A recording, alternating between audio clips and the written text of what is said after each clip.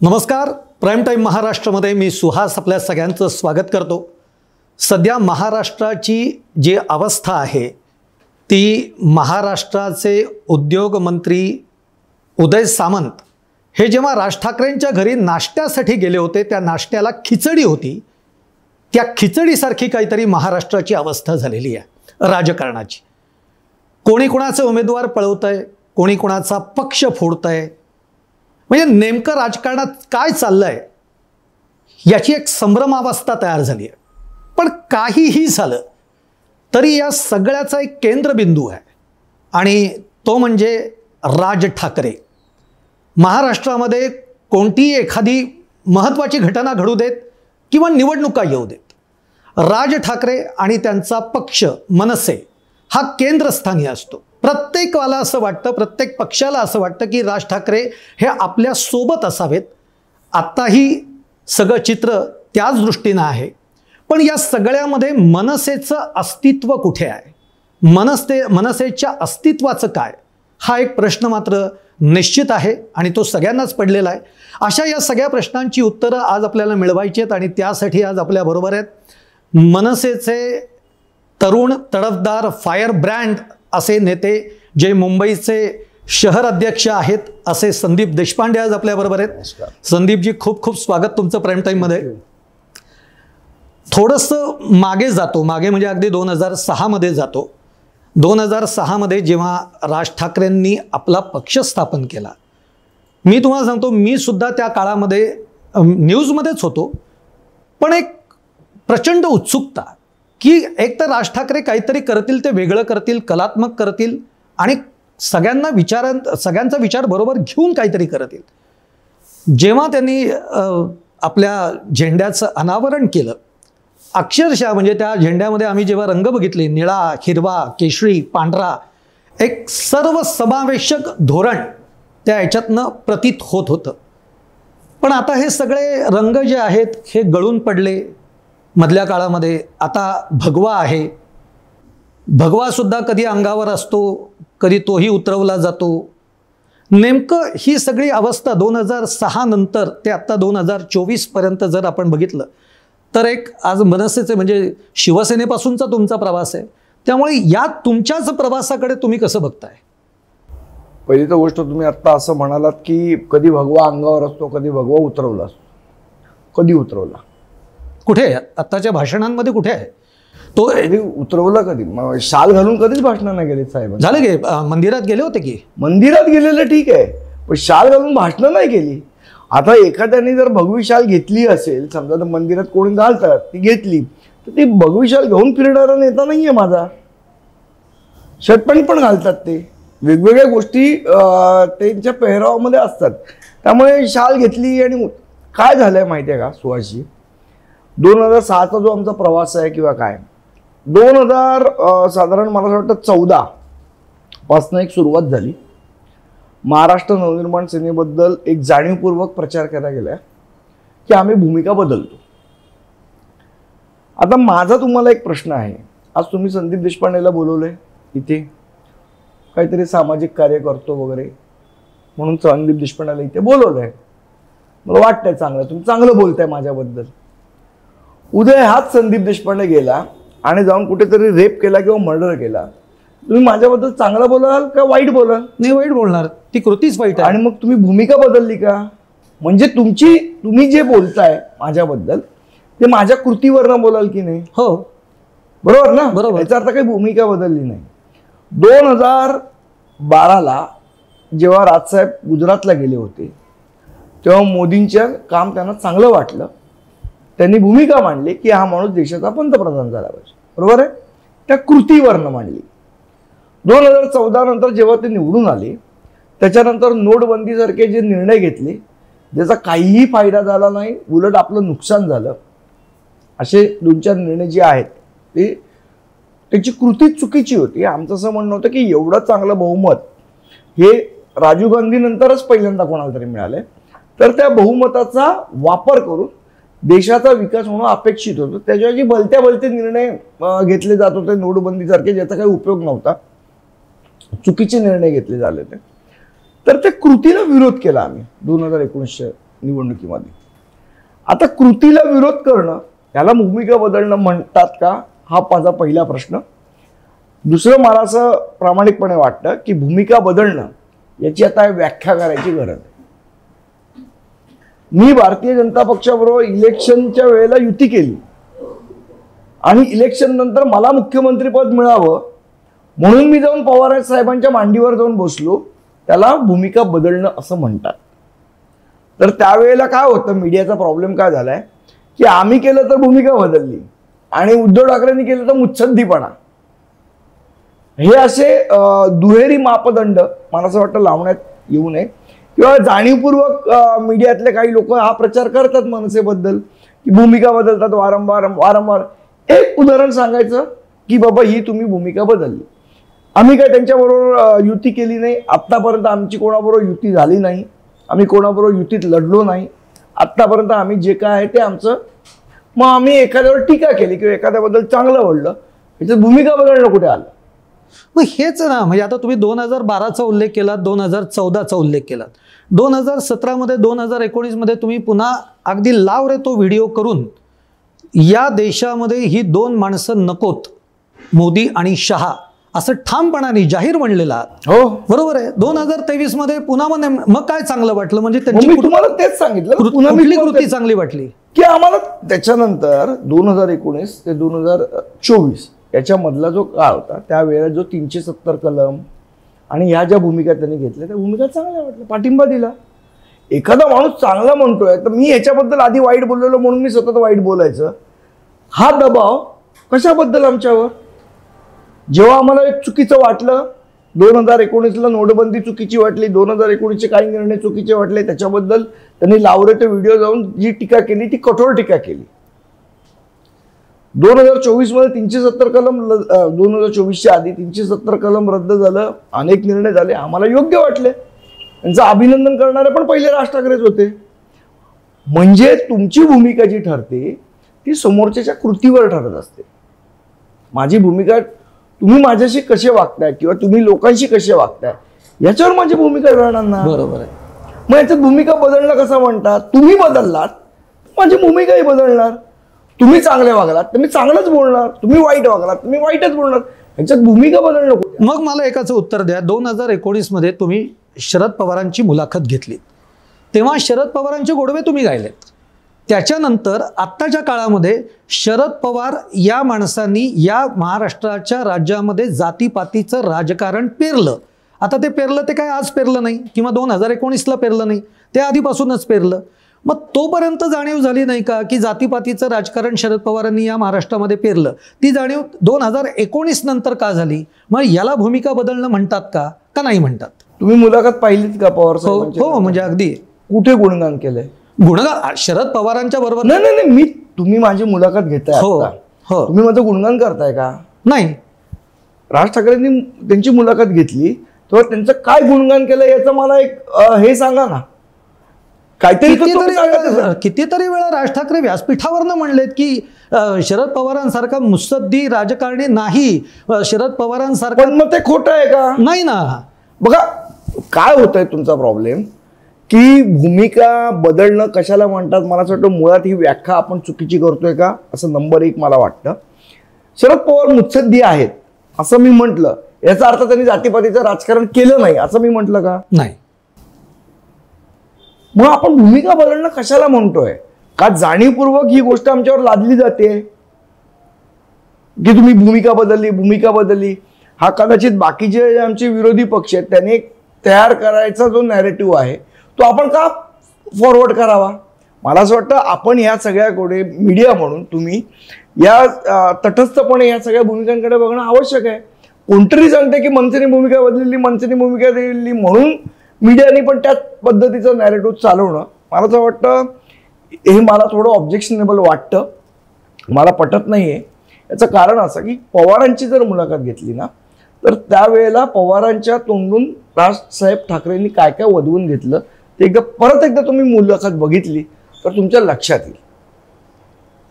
महाराष्ट्राला एकसंध कोण करू शकतो हा प्रश्न विचारून छत्रपती शिवाजी महाराज हे पवार साहेबांकडनं वधवून घेणारे राजसाहेब ठाकरेच होते. बरोबर. त्या मुलाखत तुम्ही जर नीट बघितली तर महाराष्ट्राच्या बाबतीतल्या अनेक गोष्टी त्यांच्याकडनं वधवून जर कोणी घेतल्या असतील तर त्या राजसाहेबांनी घेतल्या. मला असं वाटतं त्यामुळे ती मुलाखत त्यांचं गुणगान करायला घेतलेली मुळात हेच म्हणणं चुकीचं आहे.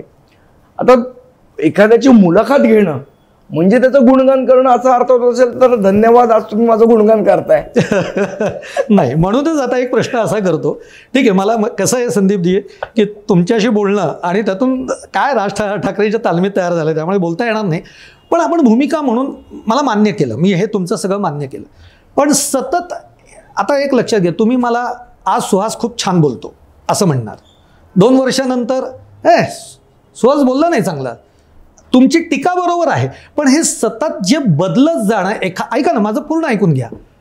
हे सतत एखाद्याबद्दलचं परसेप्शन आपण बदलत ठेवणं, या बदलतेपणाचा प्रॉब्लेम हा मलाच होतो आणि शेवटी लोक म्हणणार याच्या मतावर मी किती ठाम राहू. नाही, मी तुम्हाला सांगतो, पुन्हा एकदा सांगतो की चांगल्याला चांगलं म्हणणं आणि वाईटाला वाईट म्हणणं, हे जर भूमिका बदलणं असेल तर आम्ही खूप वेळा भूमिका बदलली. पुन्हा एकदा सांगतो, माझी भूमिका मी तुम्हाला आता समजा मी तुम्हाला सांगतो, एखाद वेळा होतं असं की आज म्हणजे तुमच्यापैकी बरेच जण आज काय राजसाहेबांचं भाषण झालं, जबरदस्त भाषण झालं, बरोबर. एखाद वेळा तुम्ही फोन करा, आज काय बाबा रंगलं नाही भाषण साहेब, भूमिका बदलली का सुहासजी तुम्ही? नाही. परफॉर्मन्सवर तुम्हाला जो परफॉर्मन्स त्या दिवशी वाटला चांगला वाटला त्या दिवशी आता विराट कोहली रोज चांगला खेळतो, एखादा वाईट खेळला तर लोक बोलणार अरे यार काय खेळला विराट कोहली, हट बकवास खेळला. आपण म्हणतो की प्रेक्षकांनी भूमिका बदलली. आता ते होत राहतं ना. तसं राजकारणामध्ये आता समजा आपण म्हणतोय की बाबा आम्ही भाजपला पाठिंबा दिला, आता तो मूर्ख कोण जोशी, विजय जोशी नाही शाह तो जे बोलला तर त्याला वाईट म्हणायचं नाही, वाईटच म्हणायचं, मूर्खच म्हणायचं. मग तुम्ही भाजप बरोबर तुम्ही भूमिका का बदलली असा प्रश्न जर मला विचारला तर मी काय उत्तर द्यायचं त्याचं? त्याला सगळेच वाईट म्हणाले ना, बरोबर, एक्सेप्ट भारतीय जनता पक्षाचे वरिष्ठ नेते सोडून अख्खा देश वाईट म्हणतोय त्याला. हेच जर दुसऱ्या कोणी केलं, आता मी समजा टीका करतोय की हेच जर दुसऱ्या कोणी केलं असतं तर भाजप किती तुटून पडली असती. नक्कीच. मग आज त्यांच्या मंत्र्यावर खरं तर त्याला आतापर्यंत त्यांनी बडतर्फ करायला पाहिजे होतं. आता ही जर टीका मी करतोय याचा अर्थ की झालं आता संदीप देशपांडेंनी भूमिका बदलली, असं नाही होत ना. पण मग आता याला काय म्हणायचं, मग भूमिका म्हणायची का काय म्हणायचं ते नाही. ऐका ना, याला असं म्हणायचं की जी घटना घडते त्या घटनेचा तो प्रतिसाद असतो, त्या घटनेची ती रिॲक्शन असते. ह्याच्यात भूमिका बदलणं किंवा हा एक जाणीवपूर्वक तयार करण्यात आलेला नॅरेटिव्ह आहे आणि तो सातत्याने फक्त आमच्याबद्दल राबवला जातो. आता मला सांगा की 2017ला भारतीय जनता पक्ष शिवसेना वेगळे वेगळे लढले, महापालिका परत एकत्र आले. 2014ला विधानसभा निवडणुका वेगवेगळ्या लढले, परत एकत्र आले. 17ला वेगळे लढून 2019ला परत लोकसभा एकत्र लढले, विधानसभा एकत्र लढले. पण उद्धव ठाकरे जाऊन परत शरद पवार, ह्याला भूमिका बदलणं म्हणत नाही. बदलल्या त्यांना ते किती प्रश्न विचारले तुम्ही मला सांगा. तुम्ही आता इंटरव्ह्यू केला असेल संजय राऊतांचा, विचारला का त्यांना या भूमिका बदलण्याच्या प्रश्नाबद्दल तुम्ही? मग त्यांना तो प्रश्न होत नाही, मग मनसेलाच का होतो? संजय राऊतांचे एवढे लोक मीडियातले इंटरव्ह्यू घेतात, विचारतात कधी का हो भूमिका का बदलली? उद्धव ठाकरे तर इंटरव्ह्यूच देत नाही, पण किमान संजय राऊत म्हणजे उद्धव ठाकरे असं समजून विचारलं का किती? पण आतापर्यंत मी एवढे पॉडकास्ट केले, प्रत्येक वेळा मनसेलाच का हा प्रश्न विचारला जातो? हा प्रश्न त्यांना का नाही? बरं भारतीय जनता पक्षाला पण विचारा ना की तुम्ही एवढ्या वेळेला उद्धव ठाकरेंबरोबर धरसोडपणा. बरं अजित पवारांना शिव्या घालणारी भारतीय जनता पक्ष अजित पवारांना घेऊन सत्ता स्थापन करते, तेव्हा भाजपने भूमिका नाही बदलली? भाजपने तर 100दा बदलली. मग सगळ्यांनीच भूमिका बदलले, प्रश्न मनसेलाच का? बरं आम्ही तरी कुठल्या पक्षाची करू? आम्ही तरी फक्त एखाद्याचं जे त्यांचं वागणं आहे त्याच्यावरची भूमिका व्यक्त करतो ना. आम्ही युती केली, मग तोडली, मग ह्याच्याबरोबर गेली, ह्याच्याबरोबर युती करून निवडणूक लढली, मग त्याच्या मांडीवर जाऊन बसलो. एवढा नीचपणा आणि गलथानपणा तर आम्ही केला नाही. पण मग ही संभ्रमावस्था का ठेवता तुम्ही? एकदा आम्ही काय ठोस निर्णय घ्या ना. आम्ही संभ्रमावस्था ठेवलेलीच नाहीये. मी तेच तुम्हाला सांगतो, ज्या वेळेला आमचे कन्फर्म कोणाबरोबर तरी युती होणार असेल तेव्हा सांगू. आता काय होतं, आता परवा राजसाहेबांनी इंटरव्ह्यू दिला महेश मांजरेकर. हो, मीडियाने ठरवलंय त्याचा अर्थ हा आहे.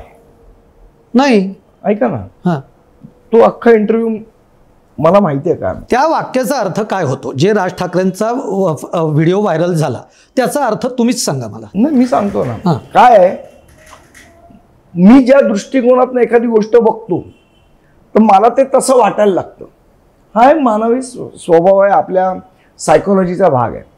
राज ठाकरेंचा पूर्ण इंटरव्ह्यू जर तुम्ही बघितलात राजसाहेबांचा, तर त्याच्यामध्ये त्यांनी असं म्हटलं की आमच्या दोघांची इगो हे काय महाराष्ट्रापेक्षा मोठे नाही. आमची महाराष्ट्राच्या पुढे आमची भांडणं किरकोळ आहे.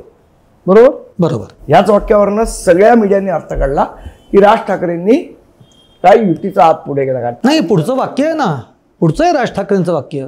पुढे राज ठाकरे असंही म्हणाले की त्यामुळे उद्या कधी एकत्र यायची वेळ आली तर शक्यताच नाही. महाराष्ट्राच्या प्रश्नावर, हा, महाराष्ट्रासाठी मराठी माणसासाठी जर कधी तशी वेळ आली एक येण्याची, तर असं अजिबात नाही की एकत्र येऊ शकणार नाही. बरोबर. मग याचा अर्थ काय? याचा अर्थ असा होतो, महाराष्ट्रासाठी निवडणुका वगैरे फार क्षुल्लक गोष्टी येतो. जेव्हा महाराष्ट्रातले उद्योगधंदे समजा बाहेर जात आहे, या विषयावर एकत्र येऊ शकतो. आता जशी हिंदीची सक्ती केलेली, करायचा प्रयत्न केला, ती झाली नाही, त्या विषयावर एकत्र येऊ शकतो. एकत्र येणं म्हणजे फक्त निवडणुकीपुरतं एकत्र येणं एवढा संकुचित विचार फक्त उभाटच करू शकते. कारण निवडणुकीशिवाय दुसरा कुठला महाराष्ट्राचा म्हणजे त्यांचं कसं आहे, त्यांना कोणी नाही म्हटलं की तो महाराष्ट्राचा अपमान, संजय राऊतांचा अपमान केला किंवा उद्धव ठाकरेंचा अपमान केला की तो महाराष्ट्राचा अपमान, त्यांना कोणी डीच केलं की महाराष्ट्राला फसवलं, त्यांचा कोणी स्वाभिमान दुखवला की महाराष्ट्राचा स्वाभिमान दुखवला. संजय राऊत म्हणजे महाराष्ट्र नाही, उद्धव ठाकरे म्हणजे महाराष्ट्र नाही, तो महाराष्ट्रातला एक पक्ष आहे. महाराष्ट्रासाठी एकत्र येणं म्हणजे उबाटासाठी एकत्र येणं असा अर्थ होत नाही. पण लोकशाहीमध्ये प्रत्येकाला अधिकार आहे त्याच्या म्हणण्याप्रमाणे अर्थ काढायचा. मला असं वाटतं आपण पहिले म्हणायचो की read in between the lines. आता अख्खा पॅरेग्राफ अख्खा पान आपण इन बिटवीन द लाईन्स वाचायला लागलो, त्याला आता आम्ही काय करणार. आणि मला असं वाटतं ते झाल्यानंतर इमिजिएट मी पत्रकार परिषद घेतलेली, त्यावेळेलाही मी म्हणालो की ह्या मुलाखतीचा अर्थ असा होत नाही.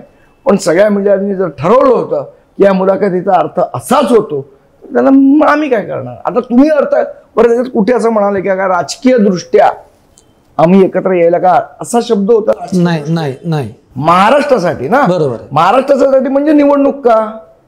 मला असं वाटतं राजकीय दृष्ट्या शब्द असतात तर तुम्ही म्हणालात ते बरोबर आहे की निवडणुकीसाठी एकत्र आहे, महाराष्ट्रासाठी एकत्र.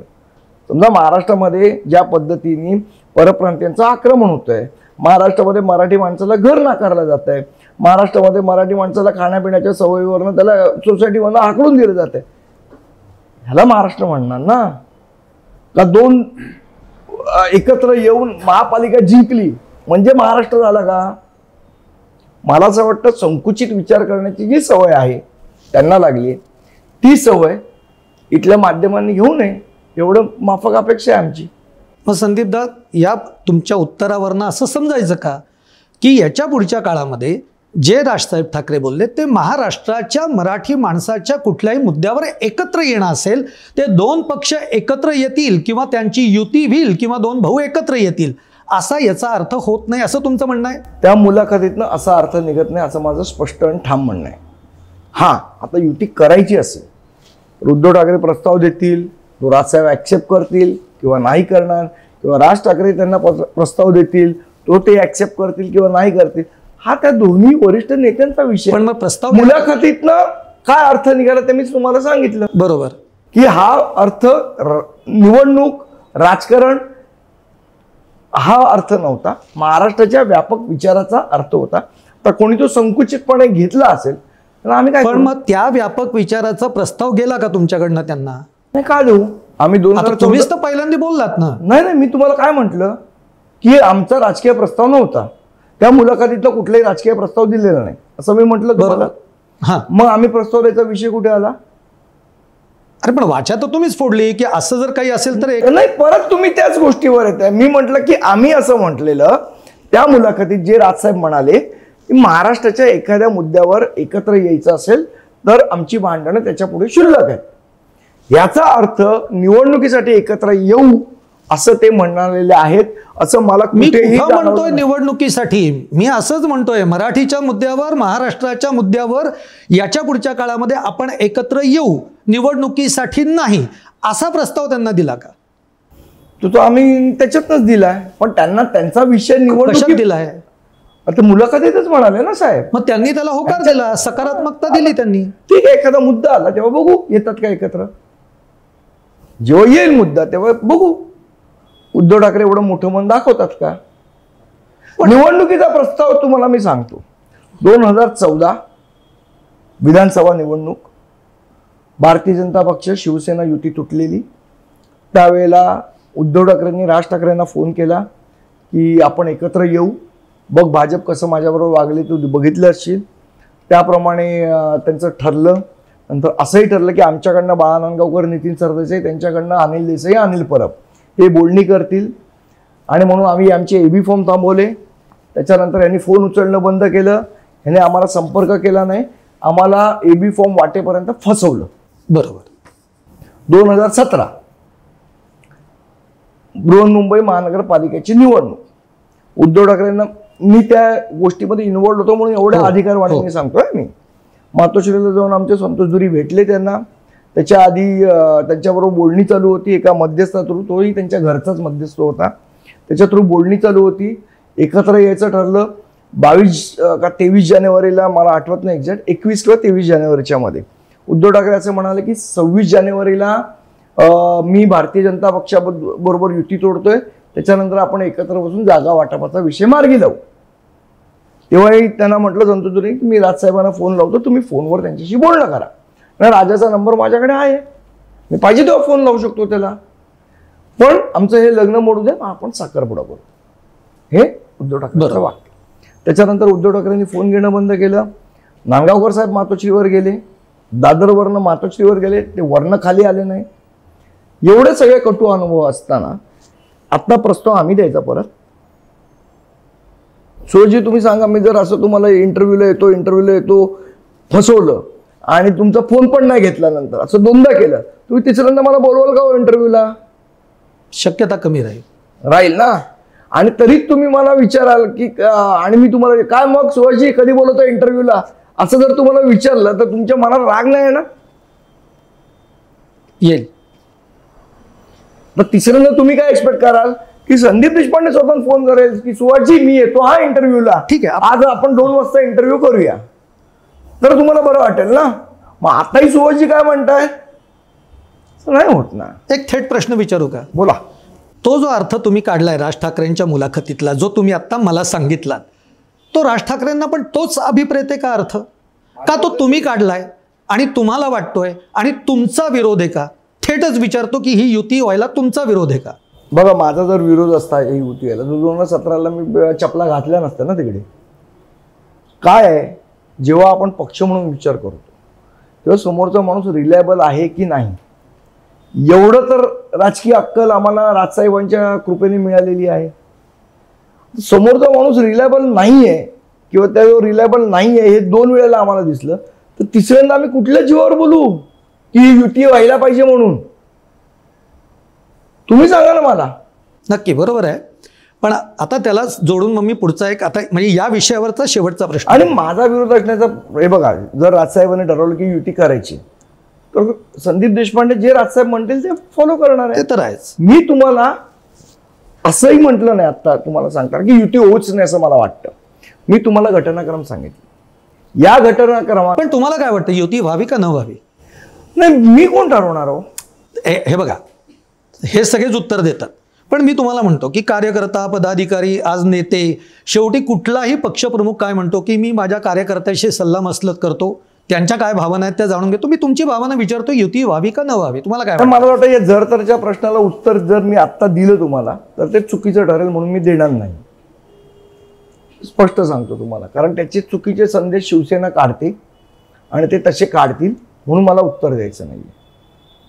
बरं, दुसरा राहिला मुद्दा की जेव्हा राजसाहेब विचारतील याच्याबद्दल की तुझं म्हणणं काय, किंवा निश्चितपणे मी माझं म्हणणं त्यांना सांगेन.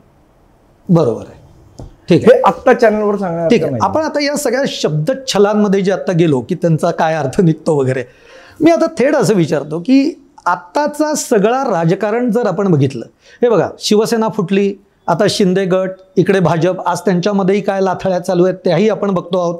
तिकडे काका पुतणे एक येतील का अशी स्थिती आहे, येतील न येतील हा पुढचा मुद्दा आहे. पण मी म्हणतो की आज मुंबईतला मराठी माणूस, महाराष्ट्रातला मराठी माणूस, हा माणूस 2006 पासून जसे राज ठाकरे वेगळे झाले तेव्हापासूनच म्हणतोय की या दोन भावांनी एकत्र यावं. आता मनसेसाठी सुद्धा आजपर्यंत सगळे प्रयोग मनसेने केले 2006 ते 2024. काय पदरी पडलं हे मनसेलाही माहिती आहे, तुम्हालाही माहिती आहे, सगळ्यांनाच माहिती आहे. आज शिवसेनेच्या पदरी काय आलंय हेही तुम्हाला सांग. आता मी म्हणतो की दोन पक्षांचा स्वार्थ म्हणून म्हणूयात, आपण महाराष्ट्र वेगळा ठेवू, मराठी माणूस वेगळा ठेवू, शेवटी हे सगळे स्वार्थासाठीच एकत्र आलेत.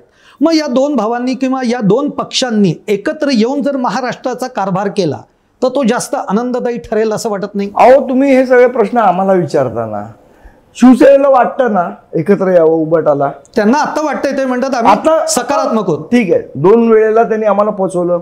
मी तुम्हाला परत विचारतो, हाच प्रश्न विचारतो की मी तुम्हाला 2 वेळा फसवलं की इंटरव्ह्यूला येतो सांगून मी आलो नाही, फोन उचलायचे तुमचे बंद केले. आता तिसऱ्या वेळेला जर मला तुमच्या बरोबर इंटरव्ह्यू द्यायचा आहे, जबाबदारी कोणाची, तुमची का माझी? पुन्हा आपण त्याच्यातच येतोय. आता महाराष्ट्रासाठी तुम्ही छोटे प्रश्न बाजूला ठेवायला तयार आहात. सुभाषजी, असं आहे की उद्या समजा परत तुम्ही मला विचारलं आणि परत मी तुम्हाला फसवलं, ही तर भीती तुमच्या मनात आहे. हो, नक्कीच आहे, नक्कीच आहे. त्या भीतीचं करायचं काय? पण आता दोघांनी मान्य केलं ना की महाराष्ट्राच्या हितासाठी केलेलं ना, मान्य आधी पण केलेलं, फक्त ओपनली नव्हतं केलेलं, लपून केलेलं, पण मान्य केलंच होतं ना आधी पण. मान्य आधी पण केलं होतं ना, मी नाही म्हणतच नाहीये, पण मान्य करून माझी फसवायची तुम्हाला माझा स्वभाव आहे हे जर तुम्हाला माहिती आहे, पुन्हा तुम्ही मला इंटरव्ह्यूला का बोलवाल हा माझा प्रश्न आहे तुम्हाला. मी चॅनलच्या हितासाठी म्हणून कदाचित प्रयत्न करीन. आपण चॅनलच्या हितासाठी तुम्ही मला पुन्हा एकदा बोलवा आणि पुन्हा एकदा मी फसवलं तर काय कराल? काय उत्तर द्याल तुम्ही चॅनलला? तोंडावर पडलो हेच उत्तर येईल. तर वारंवार बघा, तुम्ही खूप महान आहात, म्हणजे चॅनलच्या हिताचा वगैरे विचार करताय आणि तुम्ही 4-4, 5-5 वेळा फसवणाऱ्या माणसाला पण तुम्ही पुन्हा पुन्हा विचाराल. तुमचं खरोखर मोठेपण आहे. मला वाटत नाही हा मोठेपणा माझ्यात आहे. बाकी राजसाहेब निर्णय जो राजसाहेबांना घ्यायचा तो घेतील, पण माझ्यासारखा जो सामान्य कडवट महाराष्ट्र सैनिक आहे ना, त्याला एवढ्या वेळा फसवल्यावर पुन्हा फसवायचं म्हणजे तुम्हाला एक मी छोटी गोष्ट सांगतो, मला भाषणात पण सांगू जोरात. 2 मिनिटाची गोष्ट आहे. अगदी. एक कोंबडी असते, एका फार्म हाऊसवर कोंबड्या असतात. प्रयोग करतो एक माणूस, कोंबडीला आहे ना दाणे दाखवतो, धावत धावत दाणे मिळतील म्हणून येते, तो हात पाठी घेतो, कोंबडी निराशून परत जाते, परत दाणे दाखवतो, परत ती धावत धावत येते दाणे घ्यायला, हा हात पाठी घेतो, ती निराशून परत जाते, परत दाणे दाखवतो. तिसऱ्यांदा कोंबडी म्हणते त्याला हा फसवतो, मी काय परत दाणे घ्यायला जाणार नाही. तर त्या कोंबडीचं वजन असेल 1 ते 1.25 किलो, जे मेंदूचं वजन असेल 30 ते 40 ग्रॅम. त्या 30 ते 40 ग्रॅम मेंदू असलेल्या कोंबडीला जर कळलं की 2दा फसवल्यावर तिसऱ्यांदा जायचं नाही, आपण तर माणसं होतो, 70-80 किलो वजन आहे, मेंदूचं 1 किलो वजन आहे, जर ह्या मेंदूला एवढं नाही कळलं तर मग आपल्याकडे कोंबडीत फरक काय राहिला? बरोबर की नाही? मग आता कुणासोबत? कारण जेवणावळी आता एकनाथ शिंदेबरोबर झालेले आहेत, नाश्ता उदय सामंतांबरोबर झालेला आहे. ठीक आहे, म्हणजे या भेटीगाठी होत आहेत, पण अजून युतीची काही बोलणी नाही, हे मी तुम्हाला ऑन रेकॉर्ड आणि स्पष्ट आणि स्वच्छपणे सांगतो. भेटी होत आहेत का? तो होत आहेत 100%. अजूनही पुढे होतील कदाचित, काही कामानिमित्त जावंच लागतं, आता सरकारमध्ये आहेत ते. पण युतीची ऑफर आहे ना, बघू ना. आता बघा, ह्या खूप अर्ली स्टेजेस आहेत, अजून काही आमचं युती करायची नाही करायची, करायची तर कशी करायची असं काही बोलणं झालेलं नाही. आता वरिष्ठ लेवलला काय झालं असेल तर मला माहित नाही, माझ्या लेवलचं मी तुम्हाला सांगतो, मी एक महाराष्ट्र सैनिक आहे, तोपर्यंत माझी माहिती अजून काही युतीची बोलणी नाहीत. जेव्हा होतील तेव्हा आम्ही प्रामाणिकपणे स्पष्टपणे तुम्हाला सांगू की हो बाबा आमची युतीची बोलणी चालू झाली. पण युती झालीच समजा असं धरून चालू आपण, तर मनसेच्या वाट्याला किती येईल काय आता हे बघा, पहिले युती करायची की नाही हा विषय, आणि झाली तर किती हा विषय. पहिल्याचं प्रश्नाचं उत्तर येऊ दे, मग दुसऱ्या प्रश्नाचं उत्तर देतो तुम्हाला. ठीक आहे. आता मी महापालिकेवर जास्त म्हणजे एवढं सगळं झाल्यानंतर महापालिकेच्या प्रश्नांवर येत नाही, कारण अजून निवडणुका 4-5 महिन्यानंतर आहेत. त्यामुळे तुमची तयारी किती आहे? नाही, आमची तयारी चालू आहे. म्हणजे आता आमची जी केंद्रीय समिती झालेली आहे, जी आमचे नांदगावकर साहेब आहेत, अमित ठाकरे आहेत, त्याच्यामध्ये नितीन सरदेसाई सगळे आहेत. तर आमच्या 600च्या वर बैठका या गेल्या 2 महिन्यात झालेल्या आहेत. गटाध्यक्ष, उपशाखाध्यक्ष, त्यांना यादी भागावर काय करायचं काय नाही याच्या सूचना दिलेल्या. आता आमच्या आढावा बैठका चालू होते या 600 बैठका झाल्यानंतर. त्यामुळे जोरदार, म्हणजे इथला काही निर्णय होऊ देत, तुमची तयारी आहे? हो हो हो. अगदी उद्या स्वतंत्र लढवायची वेळ आली तरी आहे? तरी आमची तयारी. उमेदवार आहेत तेवढे? हो, 100% आहे. आणि कुठे, मुंबईतच की? मुंबई, पुणे, ठाणे, नाशिक, आता सगळ्याच महानगरपालिका लागतील ना, अमरावती, नागपूर, सगळीकडे तयारी. बरं, ही जी आता नवीन रचना जी केली, जी आजपर्यंत कधी मनसेमध्ये नव्हती, आता तुम्ही पण त्या रचनेमध्ये मुंबई शहर प्रमुख वगैरे झालात, या रचनेमुळे कितपत फायदा झाला किंवा काय बदल झाला असं वाटतंय? नाही, मला असं वाटतं की थोडं कॉर्डिनेशनसाठी म्हणून केलंय, असं काही त्याच्यात काही मोठं हे नाही. कसं होतं की आज मुंबईमध्ये बाकी ठिकाणी सगळीकडे शहर अध्यक्ष होते, बरोबर आहे, म्हणजे पुण्याला होता, ठाण्याला होता, सगळीकडे होते, मुंबईलाच नव्हता. तर एक 36 विभागाध्यक्षांचं कॉर्डिनेशन व्हावं या उद्देशाने एक शहराध्यक्ष आणि 3 उपशहराध्यक्ष केले. आणि मला वाटतं ते कॉर्डिनेशनला बरं पडतं. आता प्रत्येक विभागाध्यक्ष त्याचा विषय घेऊन वेगळ्या राजसाहेबांकडे जाणार, आणि काही विषयात कसं तुम्हाला जॉईंट गोष्टी करायची गरज असते, तर त्याच्यासाठी एक कॉर्डिनेशन पाहिजे. म्हणून असं काही शिंग लावून नाही पाठवलंय मला त्याच्यात. तुम्ही युतीची गोष्ट केलीत, म्हणजे कदाचित होईल न होईल हा वेगळा विषय आहे, पण 2024च्या विधानसभेमध्ये सुद्धा थोडंसं कुठंतरी फसवलंच गेलं मनसेला. ऐका माझं पूर्ण होऊ द्यात. फसवलंच गेलं, म्हणजे युतीत घेतो असं झालं, पण ते काही झालं नाही. 2000 त्यालाच, म्हणजे तुम्ही आदित्यसाठी वरळीची जागा सोडलीत 19ला. हां, 19ला आदित्यसाठी वरळीची जागा सोडलीत, पण शिवसेना उबाठा गटाने माहीमची जागा सोडली नाही. म्हणजे असं काही केलं नाही की बाबा अमित ठाकरे उभं राहत आहेत तर आपण न उभं करणं. आणि त्याही पलीकडे एकनाथ शिंदेंचं सरवणकरांनी ठाम राहिले आणि ती जागा लढवली. जे नुकसान व्हायचं ते झालं, अमित ठाकरे पडले. आता त्याच्यावर तर मी नंतर येतो, पण मग माझा प्रश्न असा आहे की जे तुम्ही मगापासून मला म्हणता 2 वेळा त्यांनी फसवलं, 3ऱ्या वेळा आम्ही कसं जाऊ? आता या लोकांनी तुम्हाला एवढं फसवलं तरी यांच्याबरोबर युतीत जायचंय का? हा माझा प्रश्न. मी कुठे म्हटलं तुम्हाला? मी तुम्हाला काय म्हटलं अगदी सुरुवात? पण ठामपणाने असं म्हण, जसं तुम्ही त्यांच्याबद्दल बोलतात की 2 ऐका ना, मी तुम्हाला काय सांगितलं की 2024ला काय झालं हे मला असं वाटतं तुम्ही बाहेरनं एक ठरवलंय की बाबा ह्यांनी फसवलं, त्यांनी फसवलं. काय झालं हे मलाही माहीत नाही, तुम्हालाही माहीत नाही. त्यामुळे आपण फसवणं म्हणणं कदाचित ज्या वेळेला भारतीय जनता पक्षाला आम्ही पाठिंबा दिला होता, त्यानंतर युतीची बोलणी पण चालू होती. तू कुठे फिसकटली, काय झाली, कुठल्या जागांवर अडल्या गेलं, कुठल्या, मला वाटतं एक बराचसा कम्युनिकेशन गॅप, जी माझी माहिती आहे त्याप्रमाणे तो राहिला, त्यामुळे ते झालं नाही. ठीक आहे, ते झालं नाही.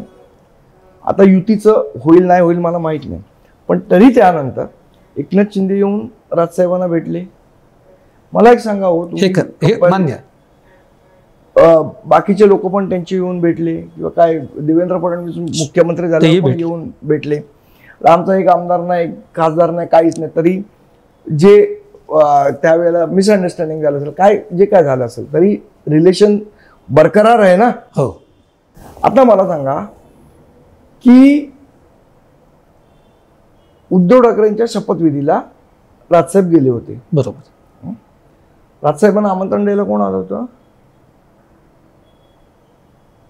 म्हणजे शपथविधीचं आमंत्रण द्यायला कोण आलं होतं सांगा ना तुम्ही सांगा. नाही, मला फोनवर आलेलं आमंत्रण होतं. बर. त्या फोनवर आलेल्या आमंत्रणाला राजसाहेब उपस्थित आहेत, बरोबर. सगळ्या फॅमिली फंक्शन वगैरे ते वेगळं, पण हे राजकीय आमंत्रण होतं. आदित्य ठाकरे जाऊन सोनिया गांधीला आमंत्रण देऊन आले घरी दिल्लीला, पण आदित्य ठाकरे बँड्रावरनं दादरला काकाला आमंत्रण द्यायला नाही आले. राजकीय दृष्ट्या आपण म्हणतोय ना, मग मला सांगा, जर तुमच्या मनात आमच्याबद्दल एवढा राग आहे, एवढा जळफळाट आहे, तर कशी युती होणार हो? म्हणजे माझ्यासारखा माणूस जो राज ठाकरेंबरोबर लहानपणापासून राहिलाय, त्यांना बघतोय, त्यांना बघून जे काय झालोय ते, मी विचार नाही करणार की या समोरच्या व्यक्तीमध्ये आमच्याबद्दल एवढा राग, एवढा द्वेष, एवढा वाईटपणा आहे. म्हणजे इतका वाईटपणा आहे की आमच्यावर 16,000 महाराष्ट्र सैनिकांवर तुम्ही केसेस टाकल्या आणि तुम्ही एक्सपेक्ट करता की आम्ही सगळं विसरायचं एका दिवसात आणि तुम्हाला मिठ्या मारायच्या येऊन. तुम्ही शिवाजी पार्कला सकाळी माणसं पाठवणार आमच्यावर हल्ले करायला, आमचे हातपाय तोडायला माणसं पाठवणार आणि आम्ही सगळं विसरायचं का? तर आज तुमच्या मनात आलं युती करावी. आज तुम्हाला वाटतं की बाबा वा वा आता झालं ना, ते मागचं विसरून जा, असं माणूस आहे ना का? सॉफ्टवेअर आहे आमच्या डोक्यात, फॉर्मॅट केला की पुसलं. मग ह्या सगळ्या गोष्टी विसरायच्या, आमच्यावर टाकलेल्या केसेस विसरायच्या. रात्री 1-1 वाजता उद्धव ठाकरे मुख्यमंत्री असताना आमच्या घरी पोलीस पाठवले. माझ्या 9 वर्षाच्या मुलाला पोलीस विचारतात तुझा बाबा कुठे आहे? त्या गोष्टी विसरायच्या. आम्ही माणसं नाही. पण का तुम्हाला वाटतं आज युती करावी? कारण तुम्हाला गरज आहे म्हणून संजय राऊतांना वाटतं. मग संजय राऊतांनी माझ्याकडे जेव्हा माणसं मारायला पाठवली त्यावेळेला आठवलं नाही आपल्याच भावाचा कार्यकर्ता आहे म्हणून. आज आठवतो भाऊ तुम्हाला? आज काय त्या पुस्तकात म्हणे लिहिलंय त्याने, ते काय संरक्षण नरकातलं स्वर्ग काय, की राज ठाकरेंनी माझी विचारपूस केली नाही ईडीच्या वेळेला वगैरे. तुम्ही काय विचारपूस केली राज ठाकरेंची? म्हणजे आता हे बोलू नये पण हे बोलावं लागतंय. स्वर्गीय बाळासाहेबांची जेव्हा अंत्ययात्रा निघाली त्यावेळेला तुम्ही राजसाहेबांना त्याच्यामध्ये सहभागी होऊ दिलं नाहीत. इतके नीच आहात तुम्ही स्वभावाने. आता काढायला गेलं ना तर खूप दूरपर्यंत जातील गोष्टी. कसे वागले ते राजसाहेबांशी ते आपल्याला आठवड्यात साहेब निघून आले तिकडनं अंत्ययात्रेतून. त्या जो काय ट्रक होता तिकडे तुम्ही म्हणजे साहेबांना यायला नाही दिलं का? ते तो नको म्हणून. म्हणजे इतकी नीच आणि घाणेरड्या विचार वृत्तीची तुम्ही माणसं आहात. आणि आता तुम्हाला युती करायची आहे कशासाठी? आम्हाला गरज आहे, आम्हाला महापालिकेचा मलिदा खायला मिळावा म्हणून आम्हाला युती करायची आहे. या घाणेरड्या नीच मनोवृत्तीच्या माणसांबरोबर कुठल्या अधिकारवाणीने जायचं एवढं सांगा मला. मला तुमच्या बोलण्यातनं एकच कळलं, ते म्हणजे जे तज्ज्ञ म्हणतायत तेच कुठेतरी तुम्ही रिफ्लेक्ट करताय की ही युती होऊच शकत नाही. होऊ शकते. राजकारणात काय होऊ शकतं वगैरे हा सगळा पुढचा भाग आहे. सगळं आहे बघा. आता जर ज्या पद्धतीचं महाराष्ट्राचं राजकारण आहे त्याच्यात कुठेही काही होऊ शकतं. याबद्दल मला असं वाटतं कोणीच. पण ज्या वेदना आता तुम्ही ज्या बोलल्यात या माझ्या वेदना तर आहेतच ना. या वेदना मी लपवणार पण नाही. उद्या युती झाली तरी इथे वेदना कायम राहतील ना. बरोबर आहे. उद्या समजा राजकीय दृष्ट्या किंवा महाराष्ट्रासाठी समजा झाली युती असं म्हणून तरी माझ्या वेदना संपणार नाही. ठीक आहे, मी ते व्यक्त नाही करणार फार तर फार, पण त्या वेदना तुला झाल्याच नाही पाहिजेत असं नाही होऊ शकत. पण आता हे देखील एक वेदना ही कशी भरून काढणार? अमित ठाकरेंचा पराभव, एक लक्षात घ्या, अमित ठाकरेंचा पराभव हा खूप मोठा संदेश आहे. जातो, चुकीचा आहे पण तो जातो. तो असा जातो की राज ठाकरे आपल्या मुलाला नाही निवडून आणू शकले, ते कार्यकर्ता एखादा विचार करेल की आपल्याला काय निवडून आणणार आहेत, अशा पद्धतीचं हे जातं. असा नाही जात. उलट मी तुम्हाला सांगतो की बरेच मोहाचे क्षण होते की आपल्या मुलाला निवडून आणण्यासाठी तुमच्या या कार्यकर्त्याचा बळी द्या. फॉर एक्झाम्पल वरळीची सीट आम्हाला द्या तर मानची सीट सोडतो. माझा बळी नाही दिला राज ठाकरेंनी. उद्या ते म्हणाले असते की संदीप पाटील घेतलं असतं, अमित साठी आपल्याला पाठी मी घेतलं असतं, एका क्षणात घेतलं. पण त्यांनी नाही करू दिलं मला. ते मला असं वाटतं हा मोठेपणा कार्यकर्त्यांना जास्ती होतो. ठीक आहे, हो निवडणूक एखादी आली काय गेली काय, आज जिंकलो नाही तर उद्या जिंकणार नाही असं काही नसतं. या भारतीय जनता पक्षाचे एक खासदार निवडून याचे वांदे होते, आज सत्तेत आहेत ना. आमच्यात धमक आहे. ठीक आहे, हरलो, अमित हरला, पुढच्या वेळा आणून निवडून. एवढं काय आबाळलं कोसळलं. अण्णा ठाकरे म्हणून त्यांनी हारायचंच नाही असं काही नाहीये. आणि असं एवढा क्षुल्लक विचार राज ठाकरे पण नाही करत. उलट मला असं वाटतं माझ्या मुलाला निवडून आणण्यासाठी मी कार्यकर्त्याचा बळी देणार नाही. एवढा मोठेपणा ज्या माणसाच्या अंगात आहे तोच खरा नेता होण्याचा म्हणजे त्याचा आदर आहे त्याचा. हे उद्धव ठाकरेंनी केलं असतं का की बाबा नाही आदित्यसाठी नाही, काय नाही हो. सगळ्यांना बघितलंय मी, सगळ्यांचं बघतोय राजकारण, म्हणून ठीक आहे. म्हणजे यश नसेल मिळालं पण माणूस तर आमचा कोटी मोलाचा आहे म्हणून आम्ही त्यांच्याबरोबर आहोत. त्या कोटी मोलाच्या माणसाने आता ते भारत पाकिस्तान युद्धाच्या दरम्यान जे काही त्यांनी एक प्रतिक्रिया दिली ती फार रुचली नाही लोकांना. हा लोकांना खरं रुचत नाही. पण खरं काय मग त्याच्यामध्ये? मी म्हटलं ना, आता ते म्हणाले युद्ध हा पर्याय नाही आहे. बरोबर, 2 दिवस तुम्ही युद्ध केलं आणि तिच्या तशी थांबवलं ना, तेच ते म्हणत होते. त्यांचं म्हणणं असं होतं की उलट जो बाहेरनं बघा, आता मी तुम्हाला एक सांगतो, म्हणजे आय डोंट नो, आपण ते जे अतिरेकी होते ज्यांनी ते केलं ते आपल्याला सापडले नाही आहेत अजून ज्यांनी केलं ते. पण आपल्याला सीमेपार माहिती होतं की कुठे टेररिस्ट कॅम्प आहे. हा थोडा विरोधाभास नाही वाटत की माझ्या इथे झालेली घटना माझ्या देशात ते अतिरेकी मला नाही सापडत, पण तिथे कोण टेररिस्ट कॅम्प ते मला माहिती आहे ऑलरेडी, कारण ती तळं माहिती असतं. हा, तिथे कोण अतिरेकी आहेत कोण लपले ते माहिती आहे आपल्या इथलं. त्यांचं म्हणणं एक होतं की पूर्ण देशभरात कोम्बिंग ऑपरेशन झाली पाहिजे आणि तिकडनं मूळ कीड ही देशात आहे. बाहेरनं 2 माणसं येतात तर लोकल सपोर्ट असल्याशिवाय हे करू शकत नाहीत ना. त्यांचं म्हणणं तेच होतं की पहिले लोकल सपोर्ट जो आहे तो जर आपण ताब्यात घेतला, तो न्यूट्रलाइज केला तर मला असं वाटतं त्याचं चांगलं आहे. कारण युद्ध करून तुम्ही किती दिवस युद्ध करणार? पाकिस्तान तर बर्बाद झालेला देश आहे. उलट त्या युद्धामुळे आपल्यावर आर्थिक संकट येऊ नये भावना व्यक्त केली. आणि ठीक आहे, माझं म्हणणं काय की समजा एखादी गोष्ट आहे आणि त्याच्या विरोधात मी बोललो तर लगेच मी काय देशद्रोही झालो का? म्हणजे हे जे काय चालू आहे ना सध्या की तुम्ही सरकारच्या निर्णयाच्या विरोधात बोलला की तुम्ही देशद्रोही झाला, असं नाही होत. एवढी सगळी चर्चा चालू आहे. एक मुंबईच्या दृष्टीनं सुद्धा आपण काही प्रश्न आहेत. मुळामध्ये एकतर महापालिकेच्या ज्या निवडणुका आहेत त्या 2017 पासून झाल्या नाहीत.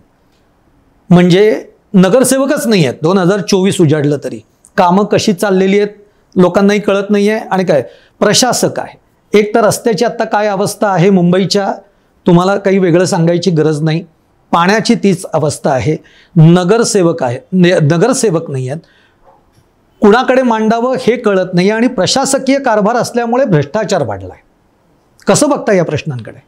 नाही, अतिशय तुम्हाला सांगू ना, महानगरपालिकेत म्हणजे गेल्या निवडणुका न झाल्या, म्हणजे जेव्हा सभागृह बरखास्त झालं आपलं आणि निवडणुका झाल्या नाही तेव्हापासून इतकं माजलेलं प्रशासन मी बघितलेलं नाही. बरोबर, इतका माज आलाय त्यांचा. आणि मला असं वाटतं दुर्दैवाने मला असं म्हणावं लागतं की ज्या पद्धतीने महानगरपालिकेच्या पैशाची उधळपट्टी या गेल्या 3 वर्षात झाली तेवढी आतापर्यंत कधीही चुकीच्या पद्धतीने झाली. काय वाटेल त्याला पैसे दिलेत महानगरपालिकेने. म्हणजे तुम्हाला आठवतोय साहेब बोललेले काय मुंबईचा डान्स बार केलाय? हो हो हो. कुठे तो लाईट आता ते दिसतात तुम्हाला कुठे? मग कशासाठी खर्च केले तुम्ही 100 कोटी रुपये त्याच्यावर? रस्त्याची वाईट अवस्था आहे. आज फेरीवाल्यांचा प्रश्न तो खूप जटिल झालाय. खूपच. एक तर त्यांना बसायला देत नाही आणि फेरीवाला धोरण पण करत नाही. बरोबर. आज तुम्हाला सांगतो रस्त्याचं ज्या पद्धतीने काम चाललंय कोणच जबाबदारी घेत नाही. म्हणजे तो रोड इंजिनियर म्हणतो की सब इंजिनियर जबाबदार, सब इंजिनियर म्हणतो असिस्टंट इंजिनियर जबाबदार, असिस्टंट इंजिनियर म्हणतो डेप्युटी इंजिनियर जबाबदार, डेप्युटी इंजिनियर म्हणतो चीफ इंजिनियर. नेमकी कोणाची जबाबदारी? त्यामुळे इतक्या वाईट पद्धतीने काम चाललंय. आता त्यासाठी म्हणून मनसेनी प्रतिसभागृह आम्ही चालू केलं. पहिले सभागृह झालं आमच्या संदीप आचार्य, आता दुसरं सभागृह उद्या होणार आहे. तिकडे तुळशीदास भोईटेंना आम्ही महापौर म्हणून बोलवले. या विविध प्रश्नांवर केले. आरोग्य व्यवस्थेची पार वाट लागलेली आपल्याला आठवत असेल. आणि तुम्हाला सांगतो अजून 8-10 महिने जर इलेक्शन नाही झालं ना, एशियातली सर्वात श्रीमंत महापालिका सर्वात भिकारी महापालिका होईल अशी अवस्था. टॅक्स कलेक्शन, तुम्हाला जेव्हा खर्च तुमचा वाढतो तर तुम्हाला टॅक्स कलेक्ट करावा लागणार. ही कुठली लांगुल चालन करणारी भूमिका आहे की काय प्रॉपर्टी टॅक्स रद्द, असं कुठे असतं का जगात? हा टॅक्स रद्द, तो टॅक्स रद्द, तो टॅक्स रद्द. आज बीएसटीची, मला परवा मी तुम्हाला गंमत सांगतो, बीएसटीची भाडे वाढ 10 रुपये केलं. 10 रुपये केले. माझ्याकडे खूप मीडियावाले आले, तुमचा विरोध 10 एकदम वाढवलं नाही. अरे म्हटलं, गेल्या 10 वर्षात भाडे वाढ नाही केली, तू पैसे नाही ते बीएसटी चालवणार कशी? म्हणजे हा काय मूर्खपणा आहे राजकारणात, मला कळत नाहीये की भाडेवाढ करायचीच नाही. 5 रुपयात मला सांगा हल्ली काय मिळतो? काय मिळतं? खरं आहे. 5 रुपये शक्य आहे बीएसटीला चालवणं, बीएसटी. आणि मग आपणच बोंब मारायची की बीएसटी बंद पडत चालली, बीएसटी बंद पडत. मला वाटतं लोक असं तुम्हाला कधी म्हणत नाही. लोक म्हणतात तुमच्याकडनं पैसे घ्या पण आम्हाला उत्तम सेवा द्या. लोक कधीही म्हणत नाही. आज आपल्याला पण कुठे वडापाव खायचा आहे, तर जिथे सर्वात चांगला वडापाव मिळतो तो जरी 25 रुपये असतो आपण देतो ना. बरोबर. आपण असं म्हणतो का की नाही हा खराब असला वडापाव तरी चालेल पण हा 10 रुपयाला आम्ही खातो? नाही म्हणत. मग आपण बीएसटी बद्दल असं का बोलू? आपण प्रॉपर्टी टॅक्स बद्दल असं का बोलू? तुम्ही जर लोकांना उत्तम सेवा दिल्यात तर लोक तुम्हाला टॅक्स द्यायला तयार आहेत. लोक कधीच म्हणत नाहीत. दुसरी महत्वाची गोष्ट त्याच्यामध्ये, आज महापालिका जी आहे, मला असं वाटतं ते आपण कौतुकाने सांगतो 36,000 कोटीच्या ठेवी आहेत महापालिकेच्या, 40,000. मला एक सांगा, महानगरपालिका का अंबानी अदानी काय आहे की प्रॉफिट मेकिंग बॉडी आहे का? की आमच्याकडे 36,000 कोटी रुपये स्पेअर पडले. मुळात आपण कर का गोळा करतो? लोकांचा कर याच्यासाठी गोळा करतो की जो कर मी तुमच्याकडनं घेईन त्या कर स्वरूपात मी तुम्हाला सेवा देणार. बरोबर? ती काय प्रॉफिट मेकिंग बॉडी नाहीये. मग जर तुम्हाला एवढा कर लागणार नाही तर तुम्ही एवढा कर गोळा का करताय? एफडी करायला कर नाही देते मी तुम्हाला सेवा पुरवायला कर देतोय. त्यामुळे मला वाटतं बेसिक आपले कॉन्सेप्टच सगळे चुकतायत आणि आपण चुकीच्या गोष्टींचं कौतुक करतो की माझ्याकडे एवढे एफडी आहेत. हे कौतुकास्पद नाही, हे लांछनास्पद आहे. बरं, आता अगदी शेवटाकडे येतो आणि शेवट मला म्हणजे तू काय इतकं जे काही बोलला आहेत, संदीप देशपांडे रसायन काय, म्हणजे जे काही आम्ही संदीप देशपांडेंना ओळखतो ते म्हणजे हा माणूस स्पोर्ट्सवाला आहे, हा माणूस एक तर तरुण तडफदार आणि बोलणं याच्यामध्ये कुठेही हे नाही. पण नेमका संदीप देशपांडे आता मनसेमध्ये स्वतःला कुठे शोधतायत हा एक भाग. आणि दुसरं म्हणजे याच्यावर नंतर मग काही संपूनच टाकू की मिसेस ज्या आहेत तुमच्या वहिनी आज चांगल्या काय म्हणतात त्याला गव्हर्नमेंट याच्यामध्ये काम करत होत्या, त्यांना तिथनं तुम्ही ते सोड म्हटलात आणि त्यांना सामाजिक आणि राजकीय क्षेत्रामध्ये आणलं, या मागचा थॉट काय? बघा, मला एक सांगा की तुम्ही तुमच्या बायकोला एखादी गोष्ट सांगितली आणि तिने ऐकली, असं कधी होतं का? हो, व्हायला मी सांगितलं तू सोड आणि तिने सोडलं लगेच, तहसीलदार वगैरे, असं कधी होतं? नाही, असं सहसा होणार नाही. मी काही तिला सांगितलं नाही. बर, तिला एक प्रयोग करून बघायचा होता. ओके. आणि त्यावेळेला दुर्दैवाने म्हणा सुदैवाने म्हणा तो महिला वॉर्ड झाला. तर राजसाहेबांनी तिला, मी साहेबांना म्हटलेलं काही वेळेला की साहेब एक पोटापणाचं चालू आहे घरी, ते राहू द्या. पण तरी ते म्हणाले की मी बोलतो तिच्याशी. ते बोलले आणि तिला लढवायची होती म्हणून ती लढवली. आता तिला कळलं हे आपलं काम नाहीये, त्यामुळे तिने आता पुन्हा SRA मध्ये ती लागलेली आहे आणि तिकडे ती आता गुणा गोविंदानी सरकारी काम करते. गुड. पण एक कळलं या निमित्ताने की त्यांनी काही लगेच तुमचं ऐकलेलं नाही, हे आम्हाला गुपित कळलेलं आहे. असो, पण संदीप देशपांडे स्वतःला कुठे बघतायत? मनसेत कसं बघताय? मला असं वाटतं शेवट कसं आहे बघा, मला एक गोष्ट माझ्याबद्दल खूप आवडते की एवढी सगळी प्रलोभनं असताना मी अजून इथे टिकून आहे. ही गोष्ट मला माझी स्वतःची खूप आवडते आणि मला असं वाटतं की हा पक्ष जेवढा राजसाहेबांचा तेवढाच माझा पण आहे. त्यामुळे हा पक्ष वर आला पाहिजे, या पक्षाला यश मिळालं पाहिजे. मी तर नेहमी आमच्या सगळ्या महाराष्ट्र सैनिकांशी बोलताना मी त्यांना सांगतो, साम दाम दंडभेद, आपण राजकारणात आहोत. राजकीय सत्ता हेच आपलं उद्दिष्ट आहे. आपण काय खूप सेवाभावी संस्था नाहीये, धर्मदाय आयुक्तांनी खाली रजिस्ट्रेशन केलेली नाही. आपण राजकीय पक्ष आहोत. एखाद्या समाजसेवी संस्थेचं काम समाजसेवाच हे असलं पाहिजे. आपण जेव्हा राजकीय पक्ष आहोत तेव्हा आपली राजकीय सत्ता हस्तगत करणं हे काम असलं पाहिजे. मग त्यासाठी व्हॉट एव्हर मीन्स तुम्ही वापराल.